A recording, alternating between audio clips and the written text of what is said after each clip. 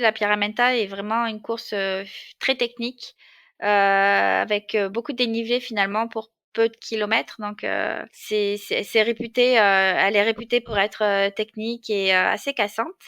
Donc ça me convient bien. Enfin, j'aime bien aussi les courses un peu moins cassantes, mais disons que pour varier un peu les plaisirs, j'aime beaucoup aussi ce type de course-là. Après, il y a des passages aussi de Via Ferrata et c'était quelque chose que j'avais pas forcément fait déjà sur une course, et j'avais déjà fait des Via Ferrata, j'aime beaucoup ça, donc pouvoir allier les deux, c'était parfait. Bonjour à tous, je suis Guillaume Lalu et je suis ravi de vous retrouver dans ce nouvel épisode de Course Épique. Course Épique, c'est le podcast Running et Trail qui vous fait vivre dans chaque épisode une histoire de course hors du commun. Athlète émérite, coureur confirmé ou anonyme passionné, quand la légende d'une course et la destinée d'un coureur se rencontrent, c'est dans Course Épique qu'elle se raconte. Course Épique, c'est un nouvel épisode chaque mercredi, mais c'est également chaque lundi matin un extrait de l'épisode à venir pour bien démarrer la semaine ensemble. Nous avons donc rendez-vous 2 fois par semaine. Et si vous souhaitez suivre notre actualité au jour le jour ou découvrir les coulisses du podcast, je vous donne rendez-vous sur notre compte Instagram courseepique.podcast. J'ai le plaisir de recevoir dans ce nouvel épisode Marilyn Nakache. Ultra-traileuse française au palmarès impressionnant, Marilyn va partager avec nous aujourd'hui sa participation en 2021 à la version estivale de la mythique Pyramenta, sa première course à étapes, qui a également la particularité de se courir par équipe de 2. Marilyn va également revenir plus globalement dans cet épisode sur les courses qui ont marqué son parcours, le nouveau mode de vie qu'elle a décidé d'embrasser récemment en faisant le choix d'une vie nomade dans son van, et également d'une réorientation professionnelle après plusieurs années consacrées à travailler dans le domaine des satellites au sein de l'entreprise Thales.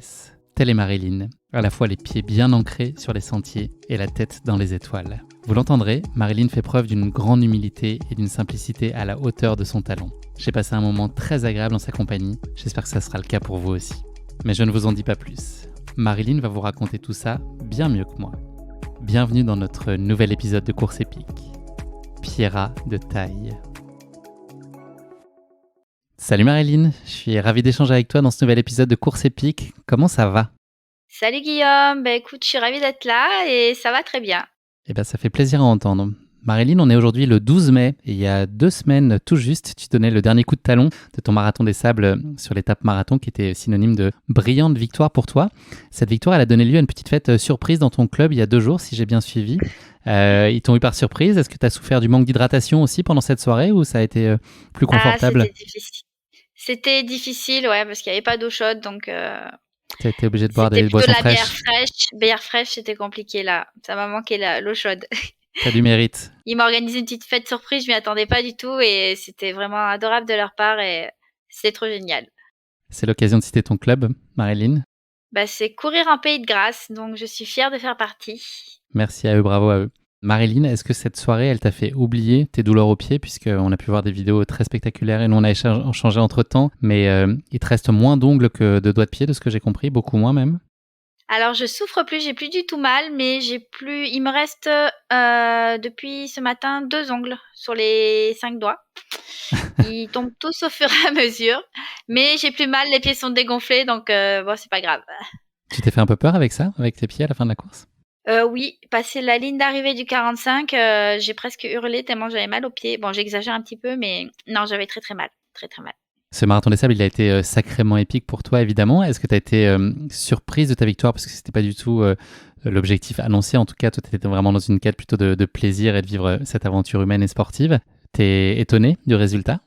Oui, plutôt, j'ai toujours du mal à m'imaginer que j'ai gagné, en fait. C'est un peu abstrait.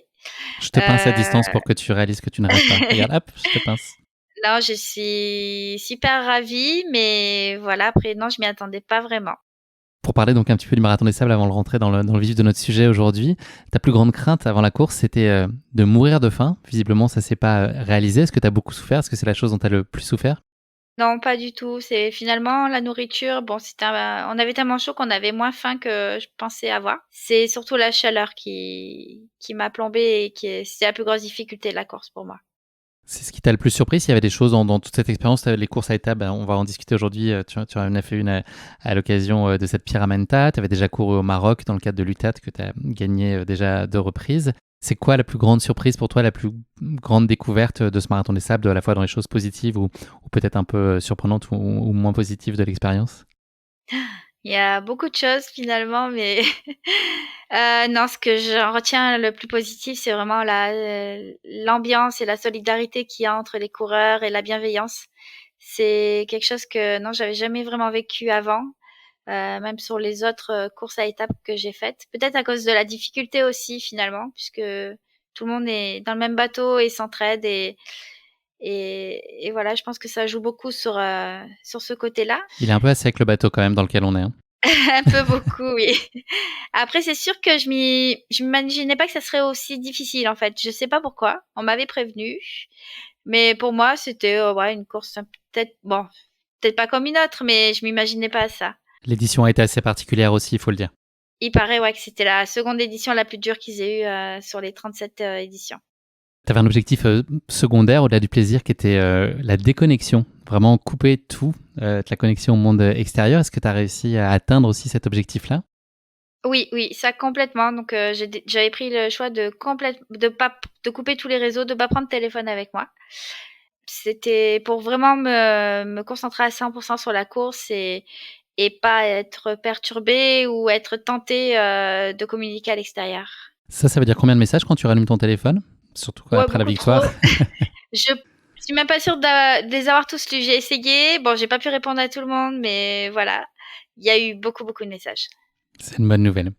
Marilyn, juste pour conclure cette petite page Marathon des Sables, je voulais quand même signaler que avant la course, tu avais fait part de ta décision de reverser ton éventuelle prime de résultat à l'association Solidarité Marathon des Sables. Voilà, c'est un geste très beau et très généreux à ton image. Donc voilà, je voulais le souligner. Tu fais pas ça pour qu'on le souligne, mais en tout cas, moi, j'avais envie de signifier, de démontrer voilà, la générosité qui est la tienne aussi à travers ce geste. Et puis, effectivement, pour l'avoir lu dans ton retour d'expérience sur la visite du stade et de toute l'infrastructure qui a été construite par cette association, ça donne tout de suite plein de sens à cet investissement, je pense.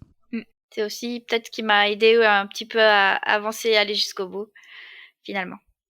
Et c'est une belle récompense pour toi et puis c'est une chouette nouvelle pour l'association. On ferme la parenthèse Marathon des Sables, puisqu'on en a beaucoup parlé ces derniers temps dans Course Épique. On va passer à notre traditionnelle question de début de podcast qui a été un peu décalée pour l'occasion. Je vais te demander, Marilyn, de te présenter, mais une petite contrainte, tu ne peux pas parler de sport, ni de course à pied, ni tout ça. Qu'est-ce que tu peux nous dire sur tout ce qu'il y a autour, tout ce qui reste? Alors, ça va être difficile.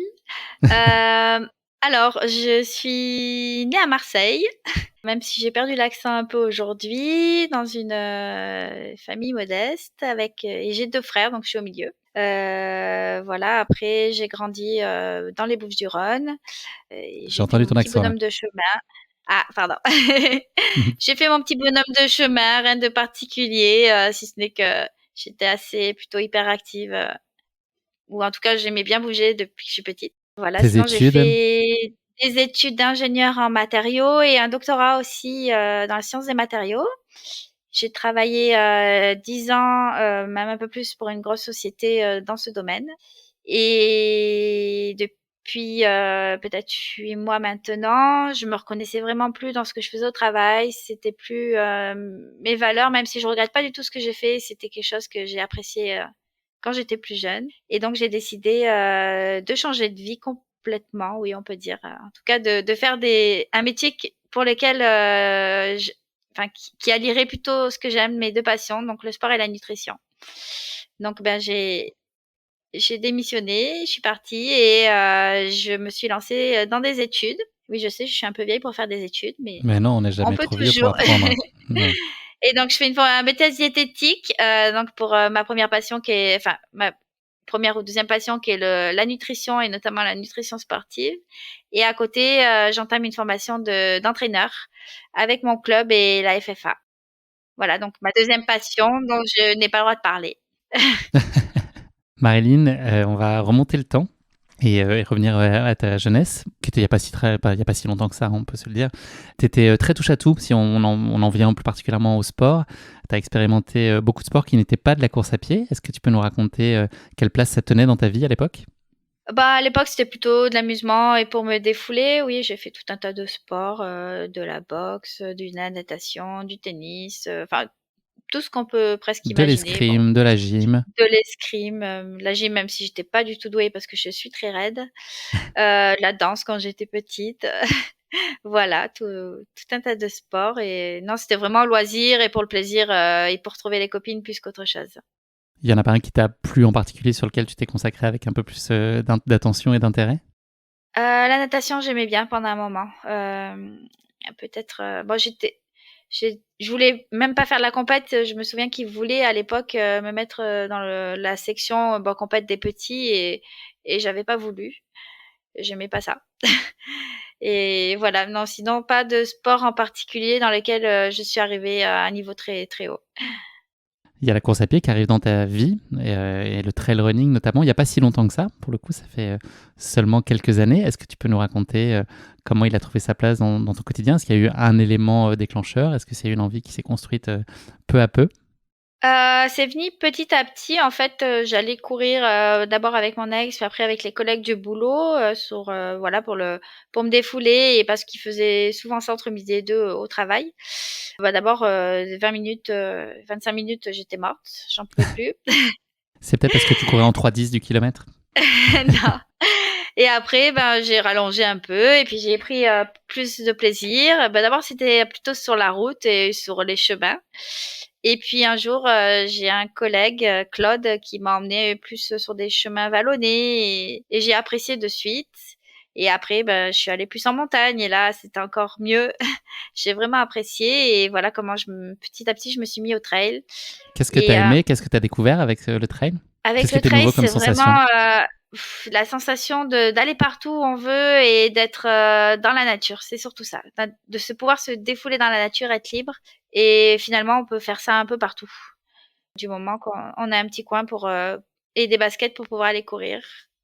Ça fait 2 fois que tu utilises le mot défoulé en 2 minutes. Ça veut dire que tu avais des choses à évacuer ou c'est un trop plein d'énergie dont tu parlais, ce côté un peu hyperactive?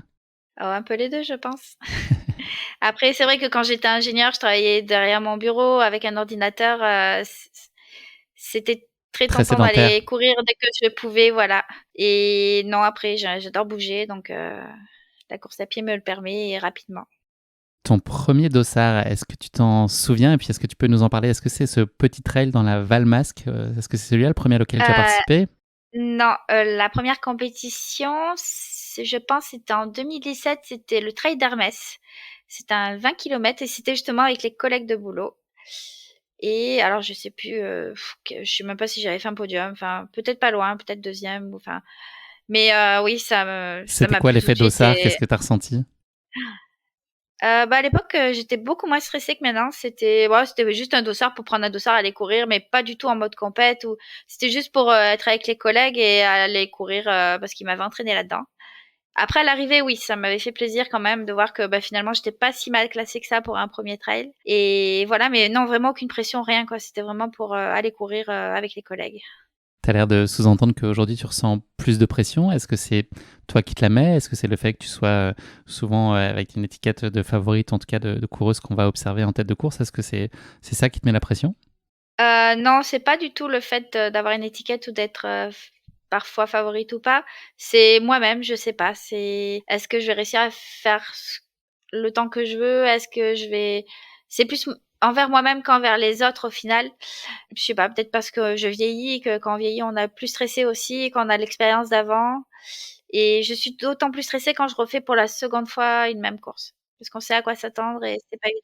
Je déteste les départs, je suis pas bien sur les départs. Moi, il me faut peut-être 10 kilomètres pour être bien sur une course. Au début, c'est dur. Marilyn Diesel Nakache, C'est ton ça. surnom. À quel moment tu as pris conscience de tes capacités? Ça a été quand même très vite puisque tu parles d'un début en trail assez tardif. Les premières performances et les premiers titres sont arrivés assez vite, notamment ton titre de championne de France de trail long en 2018. Quand est-ce que tu as mesuré que tu avais probablement des capacités bien au-delà de la moyenne? Je sais pas si je l'ai mesuré un jour, c'est arrivé petit à petit et en fait, bon, au début, c'était vraiment des trails régionaux et cetera que je commençais à gagner, souvent et c'est un entraîneur, Samuel Bonodo à l'époque, qui m'avait contacté et qui m'en avait parlé que, bah, j'avais pas d'entraîneur quoi que ce soit, je faisais vraiment ça au feeling et il m'avait proposé, de m'entraîner parce qu'il pensait que justement j'avais des capacités donc bah, moi pas du tout, hein, je savais pas du tout et c'est lui qui m'a entraînée notamment pour, les championnats de France et c'est peut-être j'étais pas du tout, enfin, je faisais pas du tout partie des favorites ou quoi que ce soit, hein, et c'est peut-être aussi, c'était une chance finalement parce que j'avais pas de pression ou quoi que ce soit. Et c'est peut-être quand j'ai gagné que je me suis rendu compte, ah oui, je peux essayer de rivaliser un peu sur des trails autres que régionaux et essayer, voilà, de progresser encore plus. Mais c'est vraiment venu petit à petit. Hein, je m'en suis pas vraiment rendu compte en fait. On a parlé des premières distances sur lesquelles tu as évolué, qui étaient relativement courtes. À quel moment tu as commencé à goûter aussi aux efforts et au format de plus en plus long? Est-ce que là aussi, c'est venu par la force des choses parce que tu as eu envie de prolonger, de te pousser dans tes retranchements sur des distances qui soient progressivement allongées? Oui, en fait, j'ai toujours, depuis que je suis petite, été plus endurante que rapide. Hein. Sur les sprints, j'étais jamais très performante. Et par contre, quand il fallait faire des tours de stade pendant très longtemps, là, j'y arrivais beaucoup mieux et facilement. Et c'est ce que j'ai ressenti aussi un peu pour le trail finalement. Alors du part pour le plaisir parce qu'en fait sur une petite course on n'a pas le temps. Enfin on a un bloc tout le long. C'est pas le même plaisir que quand on peut faire une longue distance. On peut finalement faire des petites pauses quand même mentales ou physiques, admirer le paysage et on en profite beaucoup plus que si on essaie sur une petite course. Et après sur les petites courses, je performe pas du tout. Je suis pas hyper rapide. C'est moins mon domaine, voilà. Donc, j'ai rallongé petit à petit et j'y prenais de plus en plus de plaisir.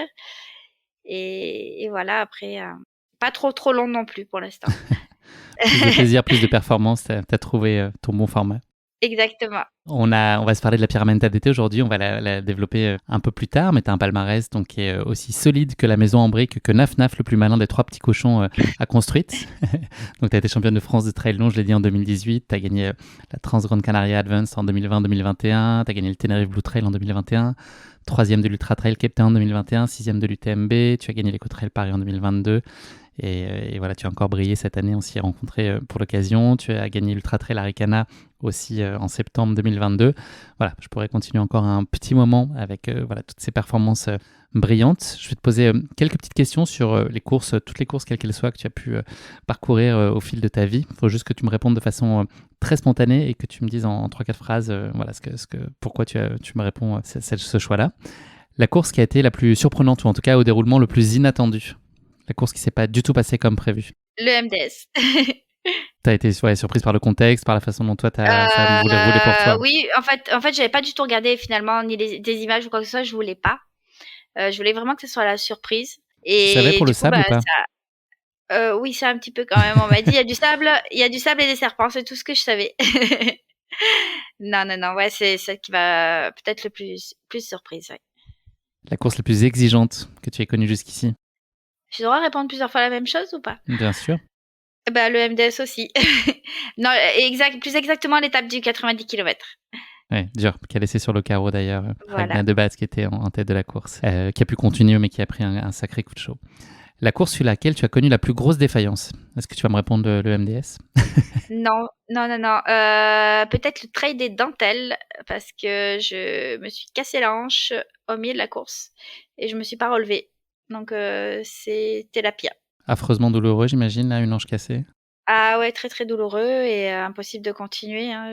Ça m'arrive en fait, je suis quelqu'un qui tombe très, très souvent et là, je suis tombée et d'habitude, je repars et là, j'ai pas pu repartir. Tu as pu être évacué facilement ou c'était au milieu de nulle part? J'étais pas loin d'un des checkpoints donc on n'a pas venu me chercher, ouais.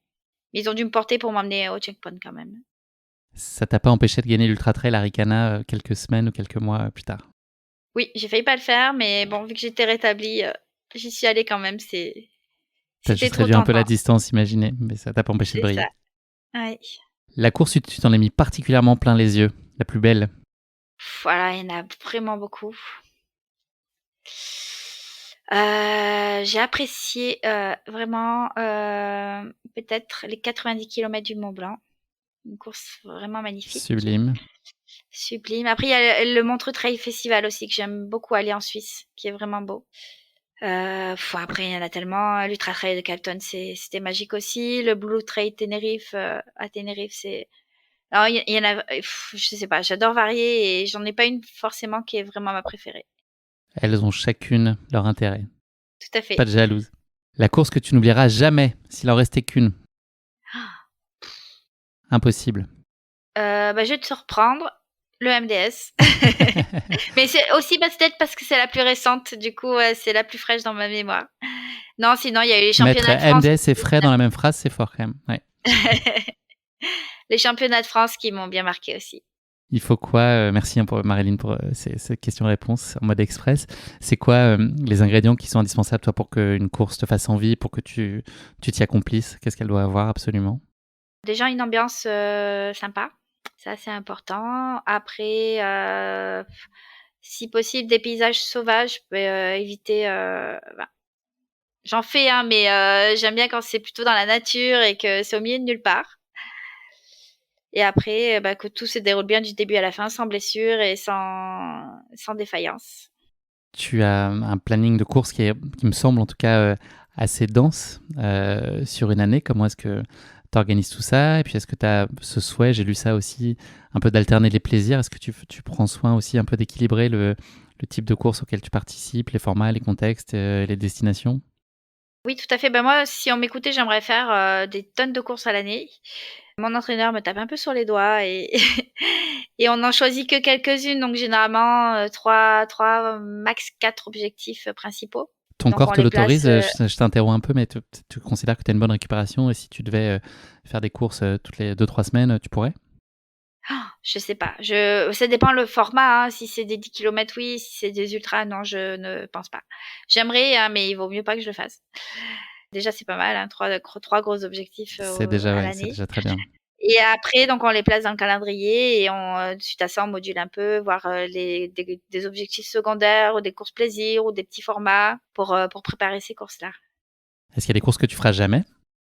Est-ce qu'un jour on Je pourrait pense voir des sur un courses Thor, par où, exemple, ou sur un KV? alors, pour l'instant, ça m'attire pas du tout parce que j'aime bien courir quand même. Le Thor, je pense qu'il y a beaucoup de marche. Enfin, c'est pas la même gestion. Un KV, j'ai déjà fait, mais ça sera plus en entraînement. Oui, c'est possible que je fasse. Après des courses où on ne s'est pas balisé, étant donné mon sens de l'orientation, je suis pas sûre que je serais capable de faire.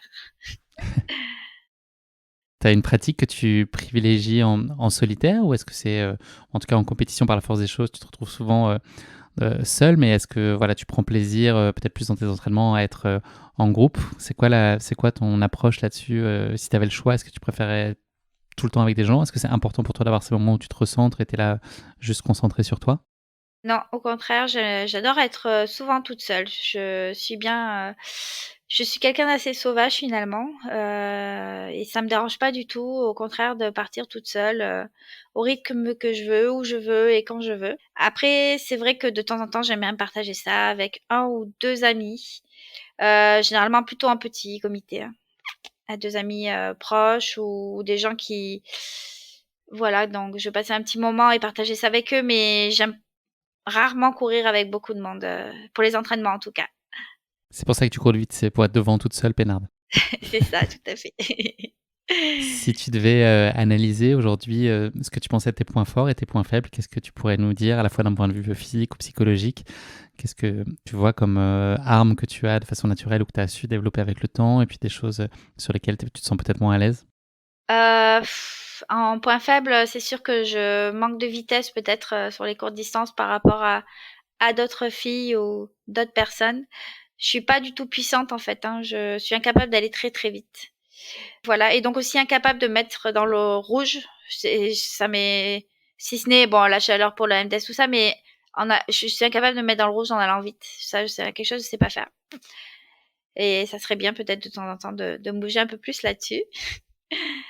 Donc ouais, il faut que je travaille. Bon, j'essaie de travailler ma vitesse, mais c'est sûr que bon, passé un certain âge, c'est difficile après à progresser là-dessus. Donc j'essaye plutôt de l'entretenir aujourd'hui. Voilà, donc après en point fort, il y a je pense que au niveau mental, je suis quelqu'un qui à moins d'une grosse défaillance comme se casser la hanche, j'irai toujours jusqu'au bout et je donnerai le meilleur de moi-même et je m'accroche même si je souffre, je continue. Et peut-être que je suis plutôt endurante, donc ouais, l'endurance, c'est plus mon point faible, mon point fort, pardon. Justement, au contraire, que je suis pas du tout puissante et pas rapide. Pour revenir sur le projet de vie que tu évoquais au début de cet épisode, tu as donc décidé de réorienter drastiquement ta carrière. Je pense que tu as aussi fait un choix de vie un peu plus nomade dans ta façon de. Enfin voilà, si je ne me trompe pas, tu as un van, c'est ça qui te donne pas mal de liberté. C'est un mot qui t'est très cher. Ce nouveau mode de vie, tu l'envisages de façon durable et définitive, j'ai envie de dire, ou pour toi, c'est une parenthèse et une étape? À vrai dire, j'en sais rien du tout. Disons que quand je décide quelque chose et quand j'invite quelque chose, généralement, je fais tout pour y arriver rapidement. Donc, bon, c'est quelque chose qui me donnait envie depuis très longtemps de vivre dans un van. Mais du moment où je l'ai décidé, ah bah c'est le moment ou jamais. Disons peut-être pas le lendemain, mais une semaine après, j'avais trouvé le van et j'envisageais d'aller dedans. Après, pour combien de temps, j'en sais rien. Ça va dépendre de mes envies et comment je me sens dedans. Disons que pour l'instant, je me régale vraiment. Ce mode de vie me convient parfaitement. Mais d'ici un an ou deux, je sais pas, on verra. On verra bien en temps voulu. J'ai une question habituellement sur les semaines types. Tu vois comment elles s'orchestrent. Est-ce que toi, c'est applicable justement dans le mode de vie que tu as aujourd'hui? Est-ce que la semaine prochaine va ressembler à celle d'après, ou est-ce que c'est très très variable? Et puis quelle place tu accordes dans tout ça à ta pratique de la course à pied au quotidien? Comment est-ce que ça trouve sa place dans ton organisation? Je n'ai pas vraiment de semaine type. Non, enfin souvent, enfin peut-être pas d'une semaine sur l'autre, mais d'un mois sur l'autre, ma vie ne se ressemble pas forcément. Je suis pas forcément au même endroit, je fais pas forcément les mêmes entraînements. Donc ça bouge pas mal là-dessus. Et après, oui, le van finalement, ça prête vraiment à ce style de vie-là, puisque en fait, je me mets là où je vais m'entraîner le lendemain, ou là où je vais étudier, ou alors parfois aussi, je suis près du stade pour les entraînements puisque je suis bénévole au club. Donc je bouge un peu là où le vent me mène et là où j'ai besoin d'être. Voilà, La liberté encore, on en parlait. exactement, oui. Merci beaucoup Marilyn pour cette introduction. C'est l'heure maintenant de notre questionnaire de Proust. J'ai quelques questions à te poser dans ce cadre-là. La première d'entre elles, c'est le moment qui aurait changé ta vie pour toujours. Vas-tu me répondre le MDS? Non, non, non, ça va Non, pas non, changer non. ma vie pour toujours. Hmm. Eh ben, écoute, c'est peut-être une réponse que j'ai déjà faite aussi, mais finalement, le premier trail que j'ai fait en compétition, c'est peut-être le moment qui a changé ma vie pour toujours parce que je me suis tellement régalée que, bah, du coup, je me suis inscrite au trail d'après, puis au trail d'après. Et c'est ce qui a entraîné finalement que je suis là aujourd'hui. Après, il y a eu beaucoup de moments qui ont changé ma vie parce que, comme tu l'as compris, je suis quelqu'un qui change pas mal dans sa vie.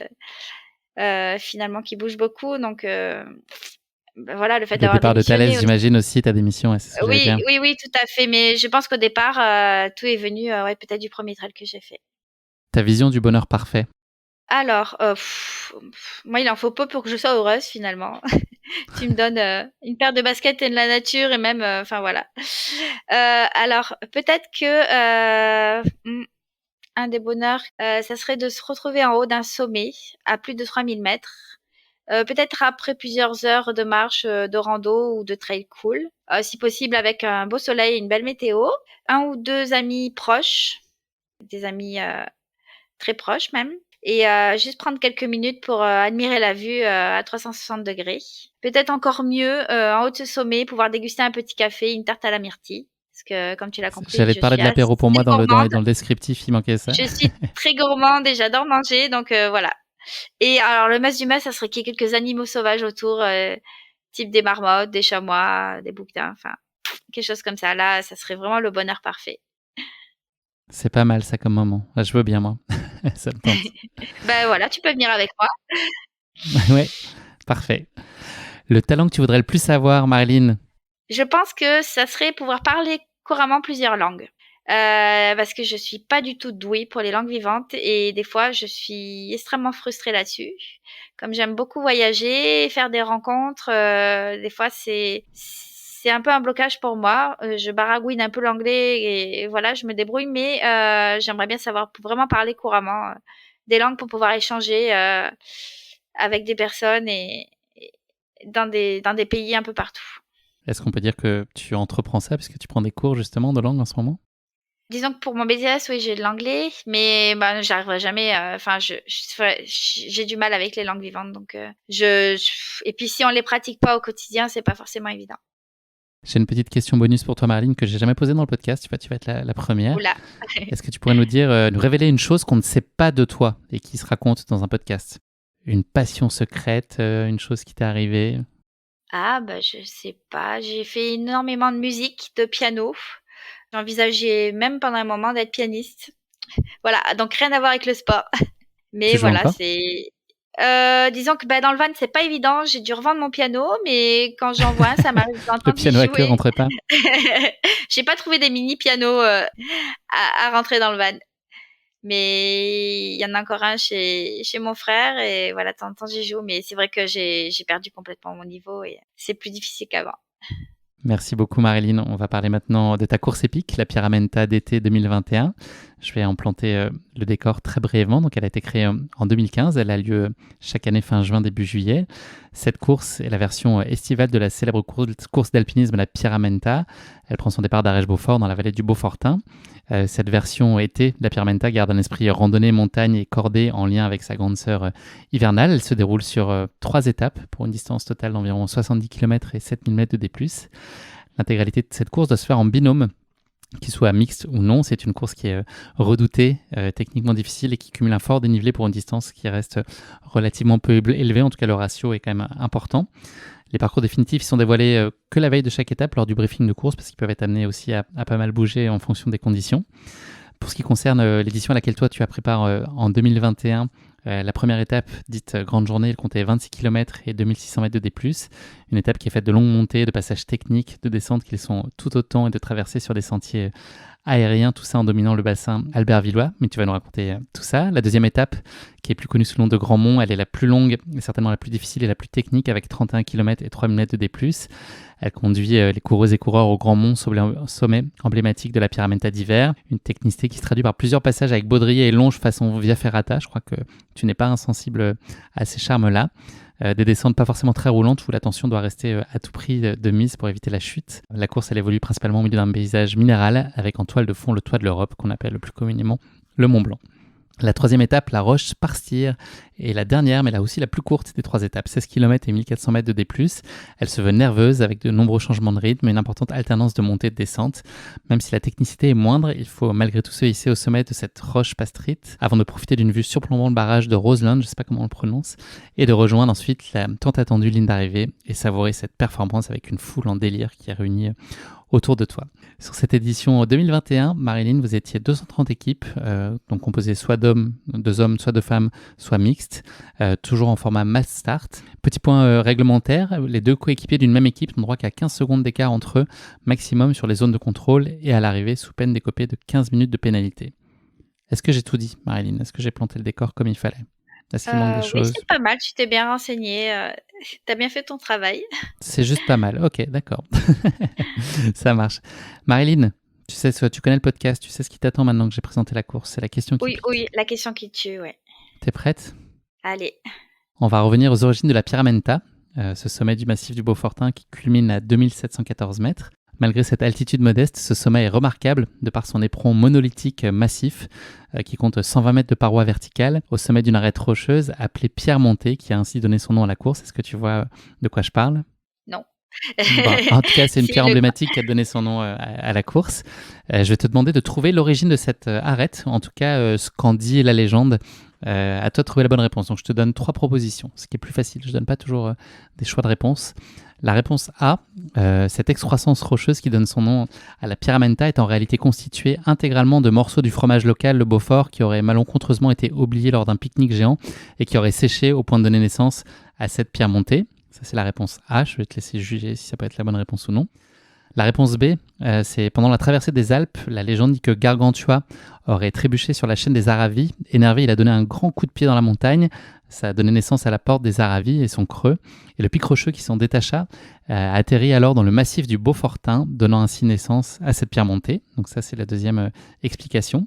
Et la dernière, c'est lors d'une séance d'entraînement un peu appuyée à 18 km/h de moyenne un dimanche matin, un certain Kylian J aurait fissuré puis provoqué la chute d'une partie de la montagne, laissant pour seule trace derrière lui cet emblématique bloc monolithique qu'est la pierre montée. L'histoire ne dit pas comment il est descendu ensuite les 120 mètres de la paroi de cette pierre, mais on sait que ce Kylian a tous les talents.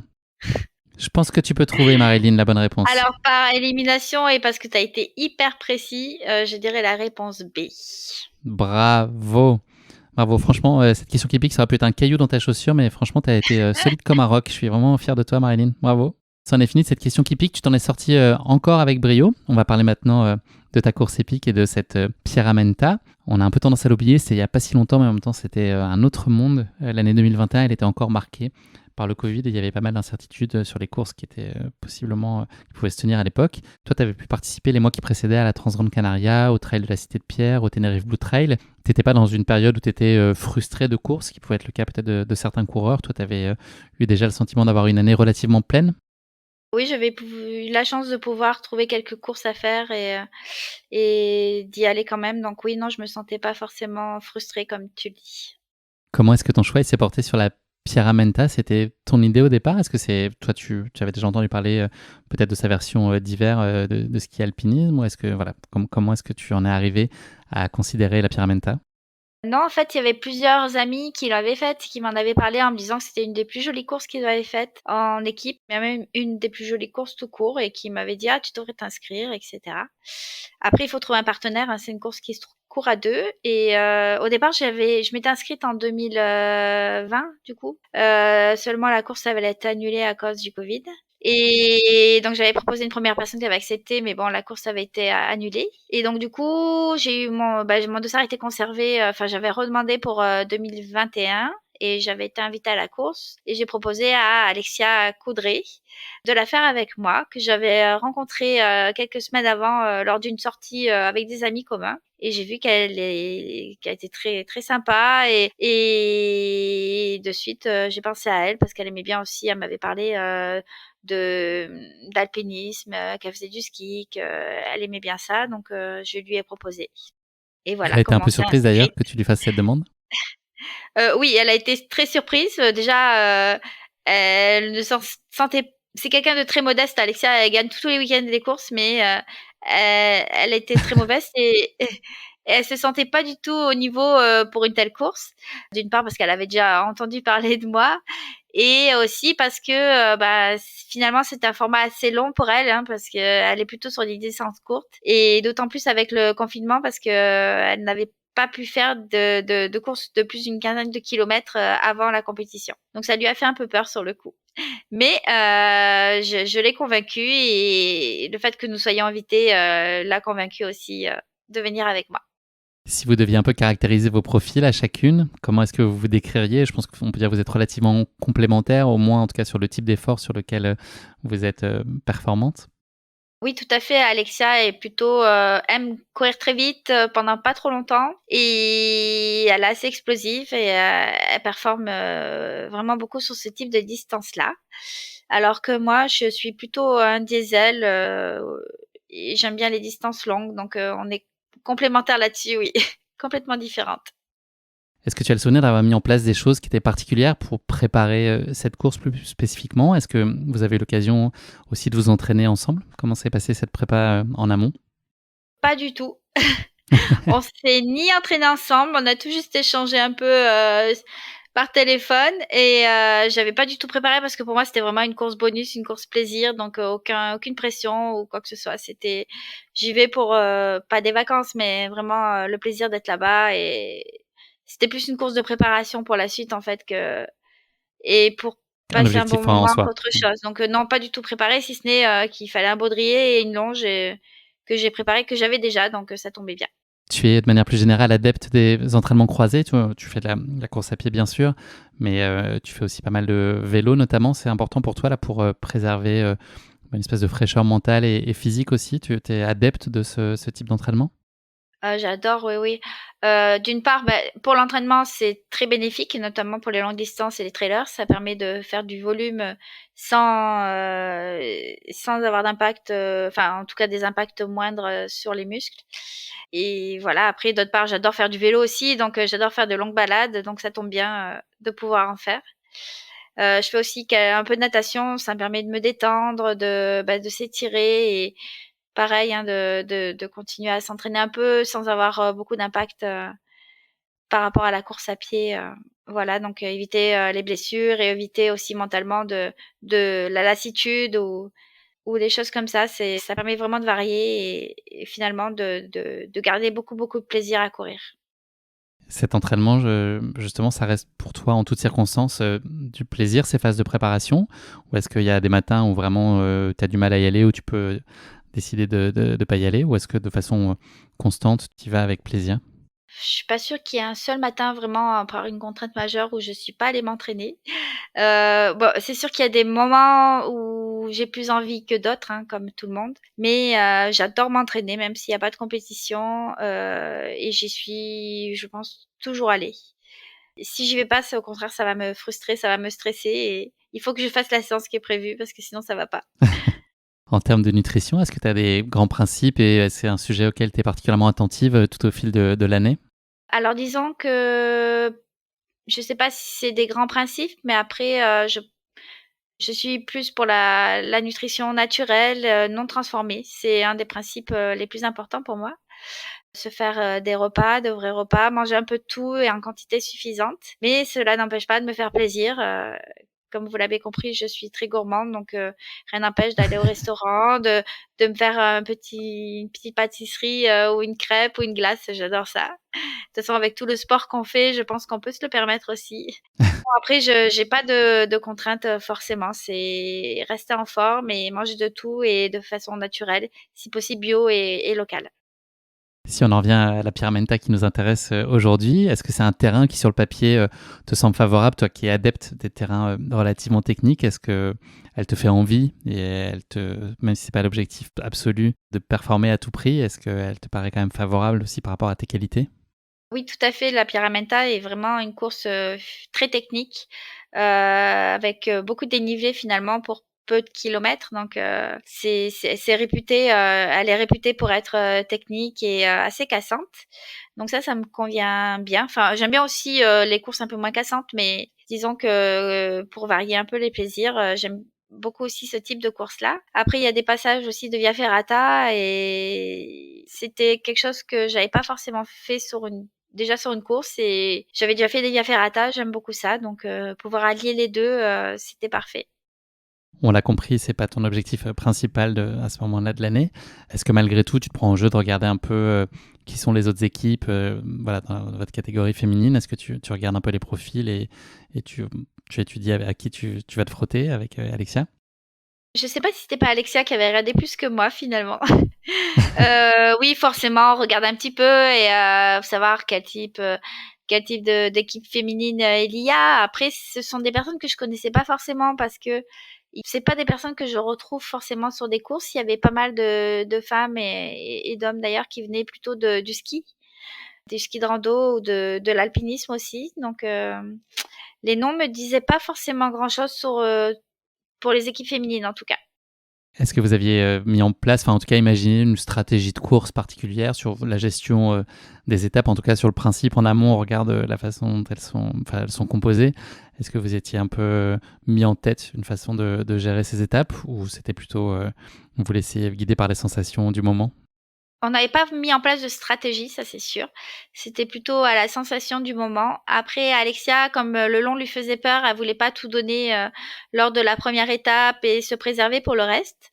Donc, on est parti plutôt tranquille, enfin tranquille. Disons qu'on n'est pas parti à bloc dès le premier jour. On est parti plus en mode découverte du terrain et des adversaires, voir comment on se sentait et comment elle se sentait et garder aussi un peu d'énergie pour la suite. Est-ce que tu peux nous parler un peu des principes d'organisation de la course? L'idée, c'était de revenir tous les soirs entre chaque étape, non pas au bivouac sous une tente, mais bel et bien entre quatre murs et sans lyophilisé, c'est ça? Il y avait un petit retour au centre de vacances qui vous hébergeait après chaque étape? C'est ça, oui, c'était plutôt confort par rapport au MDS finalement. Pas de Non, on était scorpion? en centre de vacances, on mangeait bien, on dormait bien et tout était vraiment bien réglé. Il faisait pas chaud du tout, donc c'était bien. Oui, voilà, après tout est bien ficelé, hein, ça fait longtemps qu'ils font cette course-là, donc on avait droit à des briefings, en images, tous les soirs pour savoir l'étape, du lendemain qui nous attendait. Mais aussi, ils récapitulaient, l'étape, du jour avec un petit film, qu'ils avaient filmé, durant la journée. Marilyn, tu l'as pas vu venir, mais on est le 1er juillet 2021 là, et c'est les premiers instants avant le départ. Est-ce que tu es très sereine et apaisée comme tu sembles l'avoir été en tout cas jusqu'ici? Ou est-ce qu'il y a quand même malgré tout une petite montée en pression avec le départ qui est imminent? Je pense pas que sur cette course-là, non, non, j'étais pas du tout stressée. C'était vraiment, En mode découverte et le fait d'être 2, en fait, c'est la première fois que ça m'arrive, hein, de courir avec une côte à côte avec une personne, donc de suite, ça enlève toute pression et voilà. Après, j'ai peut-être un peu plus de pression pour Alexia parce qu'elle, elle en avait plus que moi, je pense, parce que, elle était pas habituée à ce type de format et à ce dénivelé-là, donc c'était plutôt pour elle que je stressais que pour moi-même. Le parcours de cette première étape, il a été modifié puisque la météo était mitigée ce jour-là. Vous avez décidé de prendre un départ relativement prudent ou en tout cas en embuscade. Est-ce que tu peux nous parler de ce début de course et puis notamment de votre arrivée jusqu'à la première grosse bosse? Oui, en effet, ils avaient supprimé une partie des crêtes, à peu près 200 mètres de dénivelé à cause de la météo, parce qu'il pleuvait, enfin qu'il avait plu la veille, je crois, et que c'était assez glissant et en haut, il y avait pas mal de brouillard. Donc oui, on est parti plutôt en mode découverte, du terrain, mais on est resté quand même côte à côte, proche des premières pendant longtemps avec, proche de Candice et Sophie, surtout dans la première montée. Mais après, à la sortie de la première grosse bosse, elles sont passées devant, elles ont pris le large et on les a pas revues. Et nous, on a continué à faire notre petit bout de chemin en restant seconde, en courant bien et en ne traînant pas trop non plus, mais sans être à bloc pour autant. Il y a un petit ustensile qu'utilisent certaines des équipes qui étaient présentes sur cette Pyramenta. C'est un élastique qui lie les deux coureurs. Est-ce que vous avez fait le choix d'en prendre? Du tout, déjà moi j'étais même pas au courant qu'on pouvait prendre un élastique. Alexia, je pense que oui, mais c'est quelque chose qu'on n'envisageait pas du tout. Déjà on se connaissait peut-être pas assez pour le faire. Et non, tant pis, on préférait chacune courir ensemble à notre rythme, sans avoir d'élastique parce que je pense que pour l'utiliser, il faut quand même avoir un minimum d'entraînement ensemble. Ça peut être dangereux quand même, hein, si la personne devant elle va trop vite, elle peut blesser celle qui est derrière. En descente, il faut pas s'énerver ou alors il faut faire vraiment attention. Donc non, on avait décidé. De toute façon, je savais même pas que ça existait. Mais même pour les étapes d'après, on avait pas pris d'élastique. Vous avez connu un moment divertissant sur le parcours. Vous avez mis à contribution des passages neigeux de façon plutôt ludique, c'est ça? Oui, c'était alors ce qui était vraiment une régalade, c'est qu'il y avait, certains passages dans la neige, en descente où on pouvait faire du toboggan. Ça, c'était vraiment trop, trop bon. Donc dans les névés, de toute façon, on pouvait pas courir, de suite on tombait sur les fesses et on se mettait à glisser. Donc là, je me souviens que c'était vraiment des gros fous rires qu'on s'est pris avec Alexia tout le long de la descente. C'était vraiment trop, trop bon. On avait qu'une hâte, enfin moi en tout cas, parce qu'elle elle commençait elle avait un peu les fesses en feu. Elle avait peut-être pas pris le bon short, je sais pas, elle avait un petit short, qui faisait qu'elle avait les fesses en feu ou une petite jupette, je sais plus. Et mais oui, c'était vraiment trop, trop bien. Vous avez bouclé cette première étape de 26 km et 2600 mètres de D+, en 4h23. Est-ce que vous êtes contente de la façon dont s'est passée cette première étape et de cette entrée en matière? Oui, tout à fait, déjà faire une seconde place, sans avoir tout donné et en sachant pas du tout ce qui allait nous attendre, oui, on était très contentes. Surtout qu'on a gagné du Beaufort, donc ça, c'était chouette. Pour le podium, pour les 3 premières, c'est ça? Enfin, en tout cas, chaque C'est équipe ça, dans oui. sa catégorie? Chaque étape, si on fait podium, on a droit à des morceaux de Beaufort. Une bonne nouvelle. Pour toi qui est quand même gourmande, tu nous l'as dit. Tout à fait. Le lendemain, c'est donc l'étape longue, le plus gros morceau, et le morceau aussi le plus technique. Il y a donc là 2 visions un peu différentes. Toi qui es sereine parce que c'est ton terrain de jeu habituel, et puis plus c'est long, plus tu te sens à l'aise, et c'est moins le cas d'Alexia. Est-ce qu'il y a beaucoup d'échanges justement pour mutuellement vous mobiliser, toi la rassurer aussi? Oui, en fait, ils ont annoncé l'étape du jour, qui faisait 3000 mètres de dénivelé et donc tu l'as dit, je sais plus combien de 31 kilomètres. km. 31 kilomètres, oui, Alexia, ça l'a un peu stressée. Voilà, donc j'ai essayé un peu de la rassurer, disant qu'on était là de toute façon pour s'amuser, peu importe ce qui allait se passer, d'aller jusqu'au bout toutes les 2. On était 2, donc on allait se serrer les coudes et s'entraider. Donc voilà, il y avait pas de souci à se faire. Et après, vu que finalement, quand on s'est levé, il faisait extrêmement beau, de suite, ça aide aussi à se rassurer et être un peu moins stressé peut-être. Vous prenez un départ en gestion, on va dire. L'idée, j'imagine, c'est de ne pas trop se brûler les ailes avec les inconnus pour représenter la distance et le dénivelé, notamment pour Alexia qui est peut-être moins à l'aise sur ces formats-là. Candice et Sophie, qui ont remporté l'étape la veille, font assez rapidement le trou. Est-ce que c'est un sujet de frustration pour vous? Est-ce qu'il y avait quand même en tête cette idée d'essayer de les accrocher, ou est-ce que vous les laissez filer sans que ce soit un déchirement? Non, on les a laissés filer. De toute façon, il y avait encore une dernière étape après, donc on voulait pas non plus se griller et pouvoir terminer correctement. Et surtout que Alexa ne savait pas si elle allait pouvoir gérer jusqu'à la fin. Elle a eu des petits soucis, donc elle était un peu dans le dur aussi durant l'étape. Donc on les a laissés partir devant, mais on est resté seconde pendant un petit moment, jusqu'à qu'on se fasse rattraper ensuite. Oui, donc il y a Caroline et Marie qui vous rattrapent, qui étaient l'équipe troisième, qui vous rattrapent à un moment qui est particulièrement plaisant dans la course, la montée du Grand Mont, c'est ça? Oui, tout à fait. Ils nous ont rattrapés dans la montée du Grand Mont. Et je crois pas qu'on les ait revus non plus après. On est resté à la troisième place. C'est un moment où il y a une grosse ambiance, c'est ça, les spectateurs, des cloches dans tous les sens, c'est un moment de Ah oui, ferveur tout à fait. intéressant. C'est magique. D'une part, on a la vue sur le Mont Blanc, et ensuite, oui, il y a des spectateurs de tous les côtés qui nous encouragent avec des cloches. Donc c'est un des peut-être des plus jolis moments que j'ai eu durant toute la course. Ouais.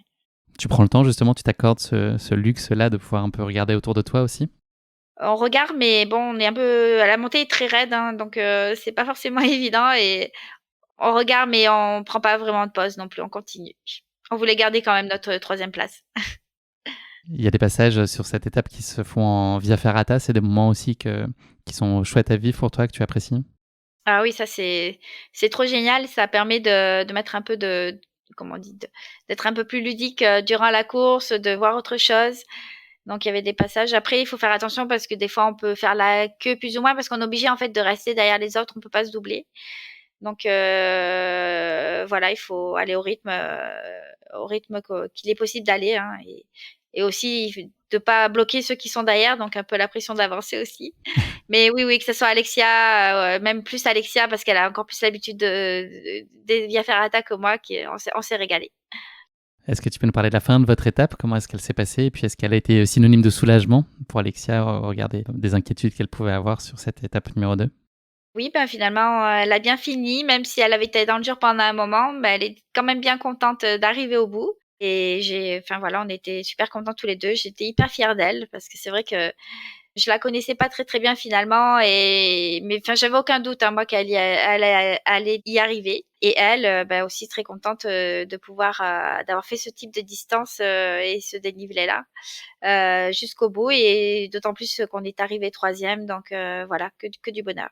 Sophie et Candice ont donc fait le trou avec cette deuxième étape que vous avez bouclée en 5h23, soit 16 minutes derrière elle. Maintenant, l'objectif, est-ce que ça en devient un en tout cas, de sécuriser la deuxième place sur l'étape du lendemain? Est-ce que c'est une source de motivation additionnelle? C'était pas tellement l'objet, mais là, il y a quand même un enjeu de préserver cette place-là aussi. Est-ce que c'est quelque chose que vous avez en tête avec Alexia?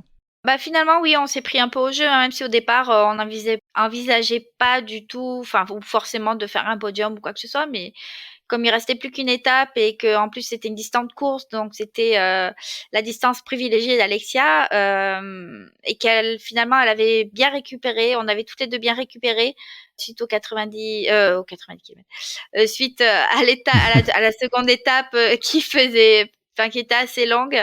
Ben on a décidé de finir en beauté et de tout donner sur cette dernière étape, se faire plaisir. De toute façon, c'était pas très long et il restait plus qu'une seule étape, C'est donc confortable voilà. pour toi? On sait que c'est un peu moins ce que tu nous disais, c'est des étapes plus courtes, un peu plus de vitesse.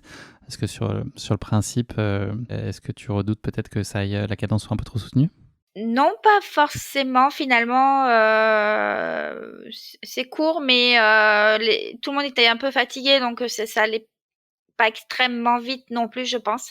Et là, on a un peu changé de mode de gestion avec Alexia. Vu que c'était sa distance, sa course, j'ai préféré la laisser devant. Elle a géré comme elle voulait gérer. Quand elle voulait accélérer, c'est elle accélérait. Quand elle voulait aller plus lentement, elle allait plus lentement. Mais de toute façon, elle était hyper motivée et prête à lâcher les watts. Donc, je suis restée derrière, je la suivais et je l'encourageais tout le long. Voilà. Il y a eu pas mal de mano à mano là pendant cette étape avec notamment deux autres équipes. Est-ce que toi t'aimes justement quand il y a un peu ce fight là et cette intensité? Et moi, c'est pas trop mon truc en fait, hein, le fight et tout, j'aime pas trop ça. Alexia plus peut-être. Elle a peut-être plus l'habitude, comme elle fait des formats courts, de finir peut-être au sprint ou de pas très loin des autres. Moi, non, c'est pas un truc qui me plaît. Peut-être parce que je sais pas faire du sprint justement, et j'aime pas vraiment ce mode d'affrontement ou de compétition.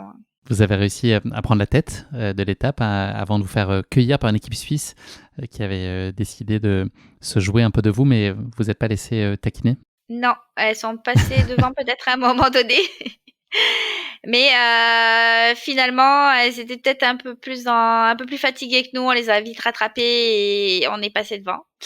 Notamment dans la dernière descente. Du coup, on a tout donné pour pas qu'elle nous rattrape. Et Alexia a vraiment bien géré. On n'a pas cherché à comprendre. Elle courait, courait. Moi, je regardais d'ailleurs si les autres filles n'arrivaient pas. Et finalement, on a terminé comme ça, première à cette étape. Cette étape, elle se conclut par une dernière descente qui a été aussi un chouette moment, une descente qui est pas très simple, mais là aussi beaucoup d'engouement. Oui, une descente dans les sous-bois où Alexia a tout donné et moi aussi d'ailleurs, parce qu'il faut la suivre quand même, hein, c'est pas forcément évident. Et surtout ne pas tomber parce que il me semble que c'est assez technique quand même. Donc on regardait nos pieds, on courait et Alexia me disait ah, elles arrivent pas, regarde derrière et je regardais, il y avait personne, je voyais personne donc voilà. Et on n'a pas lâché. On est arrivé comme ça jusqu'au bout. Donc vous avez gagné cette troisième et ultime étape en 2h36, une minute devant l'équipe suisse. Et vous prenez ainsi la deuxième place du classement général derrière Sophie et Candice. C'est beaucoup de satisfaction, vous vous tombez dans les bras à ce moment-là? Oui, tout à fait, oui. Ben, le fait d'être à deux comme ça, de gagner à deux, au départ, on se connaît pas, c'est pas forcément, de suite, ça rapproche et ça fait procure énormément d'émotions. Et donc, oui, du coup, on s'est serré dans les bras, on était heureuses de faire ça toutes les deux, oui. Est-ce que vous avez envisagé d'ouvrir une fromagerie avec tous les morceaux de Beaufort que vous avez raflés là sur la Pyramenta?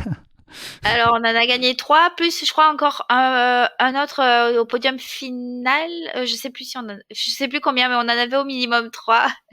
Et que ce soit Alexia ou moi, on adore le fromage, hein, donc ça tombait bien. Bon, après, on a quand même partagé avec les amis, quand même, parce qu'on n'allait pas tout manger, mais non, non, non, là-dessus, on était contentes, ouais. C'était ta première course à étapes, je l'ai dit tout à l'heure. Est-ce que ce principe-là t'a séduite? Oui, oui, oui. En fait, c'est top de pouvoir passer plusieurs jours avec les mêmes personnes, que ce soit en équipe ou alors comme pour MDS dans un bivouac. Je pense que c'est ce type de course que j'apprécie beaucoup. J'espère pouvoir le refaire assez souvent. Et l'expérience de course à deux qui était aussi une nouveauté, est-ce que c'est un chouette souvenir? Et puis voilà, quel lien toi tu entretiens avec Alexia depuis? Est-ce que vous êtes encore régulièrement en contact? Oui, c'est un super souvenir. Je crois que c'est la seule fois où finalement où j'ai fait une course comme ça à 2, si je me trompe pas. Avant la Pierra, je connaissais pas forcément Alexia. Voilà, je la trouvais hyper sympa, etc. Mais je la connaissais pas plus que ça parce qu'on avait partagé qu'une seule sortie dans les Calanques de Marseille. Et la Pierra nous a finalement beaucoup rapprochés. Hein. Tu dois savoir ça hein, c'est comme pour le MDS, hein, de suite ça rapproche et quand on a des émotions comme ça crée des liens. Tellement que l'année d'après, j'ai même intégré la même équipe qu'elle, donc l'équipe Simalp qui est Une Alexa belle était équipe, on peut déjà le dire. une belle équipe et Alexa était déjà là-bas depuis de nombreuses années et voilà donc aujourd'hui on est dans la même équipe. Est-ce qu'il y a une image que tu retiens plus particulièrement de cette Pyramenta? Ah, moi c'est les toboggans hein, qui m'ont marqué. Je sais pas pourquoi j'ai trop kiffé, c'était Ils ont trop bon. marqué tes cuisses aussi et tes fesses, Ah, mais ouais. non, ça va, j'étais pas trop brûlée moi, ça va, D'accord. mais non, c'est vraiment, en fait, je m'y attendais pas du tout non plus. On a commencé à courir, boum, on est tombé sur les fesses et tout le monde a fait pareil. Et plus les gens passaient, plus c'était lisse et plus ça glissait. Non, c'était vraiment trop chouette ça. Et les fous rires qu'on s'est pris à ce moment-là, c'était trop bien.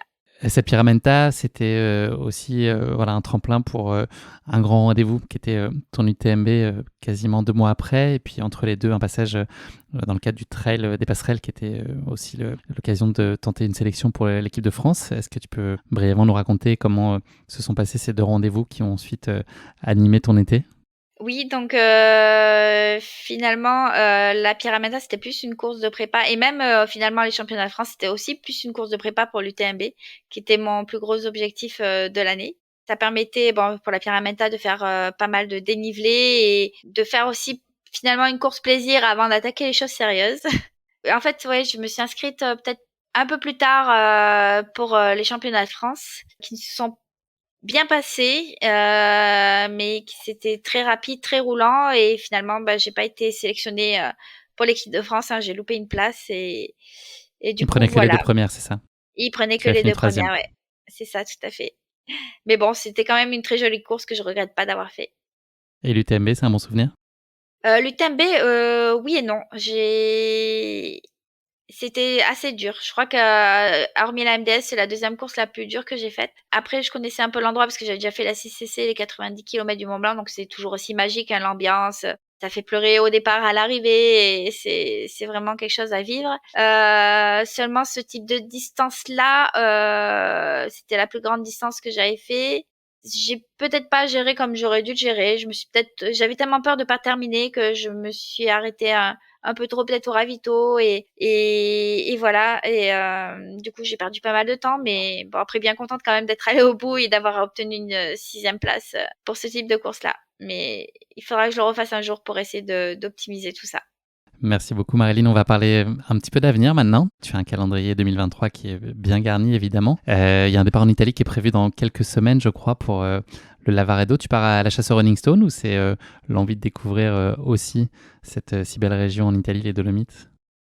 Non, pas du tout pour les Rolling Stones parce que j'envisage pas de faire l'UTMB cette année. C'est plus pour l'endroit lui-même et parce que des amis m'ont vraiment conseillé de la faire parce que c'était vraiment une très très jolie course dans les Dolomites. Et aussi parce que j'aime beaucoup l'Italie, on y mange bien.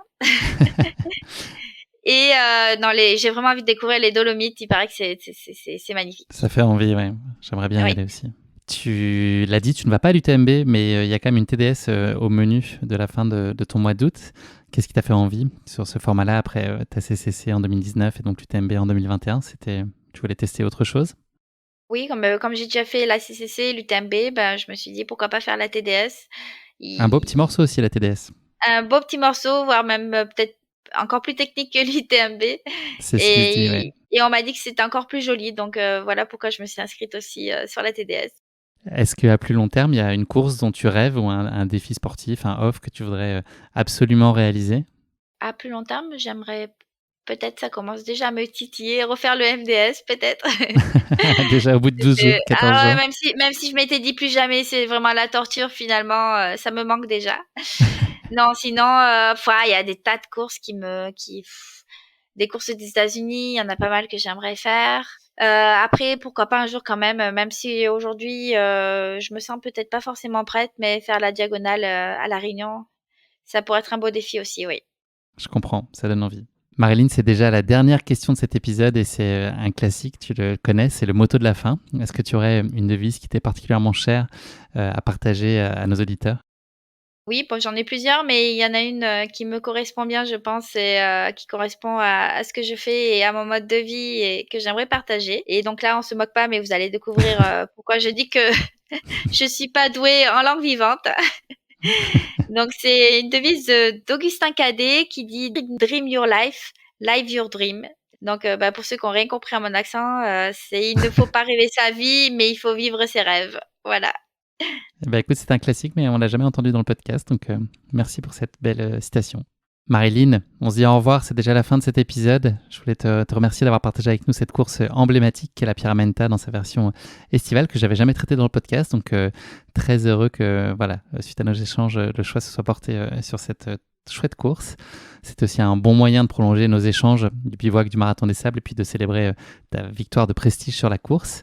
Je voulais aussi te remercier de ta fidélité à Course Épique puisque je sais que tu es une auditrice régulière du podcast et ça me fait très chaud au cœur. Voilà, c'était un privilège et une chance. Et puis je te souhaite de belles performances à la hauteur de tes espérances là, sur les courses qui arrivent. Je te donne rendez-vous, si tu le veux bien, du côté de Chamonix à la fin du mois d'août pour vivre une belle 20e édition de l'UTMB puisque je serai évidemment là-bas et j'espère bien qu'on aura la chance de s'y croiser. Avec plaisir et merci à toi de m'avoir invité à ce podcast que j'écoute bien souvent. Et voilà, pour te dire que c'est super ce que tu fais et continue comme ça. Merci beaucoup Marilyn, ça me touche beaucoup. À très bientôt. À bientôt, au revoir. Merci d'avoir écouté cet épisode. Si vous l'avez écouté jusqu'ici, c'est qu'il vous a probablement plu. Alors n'hésitez pas à noter le podcast et rédiger un avis sur votre plateforme d'écoute favorite. C'est essentiel pour soutenir ce travail indépendant. Cela ne vous prendra que quelques secondes et ça change beaucoup de choses pour le podcast. Et pour être sûr de ne manquer aucune course épique à venir, n'oubliez pas de vous abonner sur votre plateforme d'écoute.